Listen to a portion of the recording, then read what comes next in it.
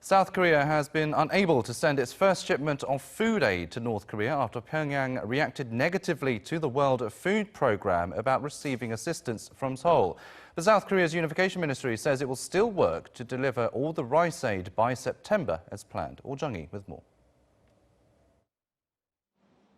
South Korea had initially hoped to make the first shipment of its rice aid to North Korea by July, but that became impossible. Last week, it was found that North Korea showed a negative response to the World Food Programme about receiving 50,000 tons of rice from Seoul, citing the Seoul-Washington joint military exercises.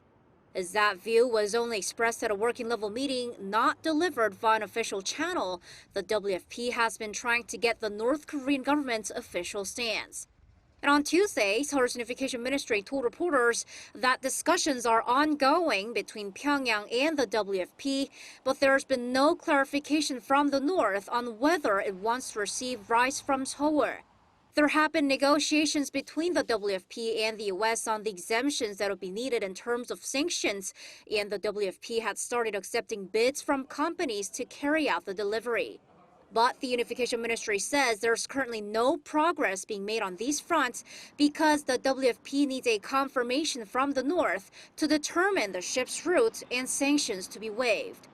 In light of the North's worst food crisis in 10 years, Seoul had planned to provide 50,000 tons of rice to North Korea by September this year and hoped to make the first shipment in July. It is the first rice aid to be sent from the south to the north in 9 years. Seoul's Unification Ministry says, though it wasn't able to send the first shipment in July, it'll still aim to deliver 50,000 tons of rice by September and hopes the discussions between the North and the WFP go smoothly. Oh Jung-hee, Arirang News.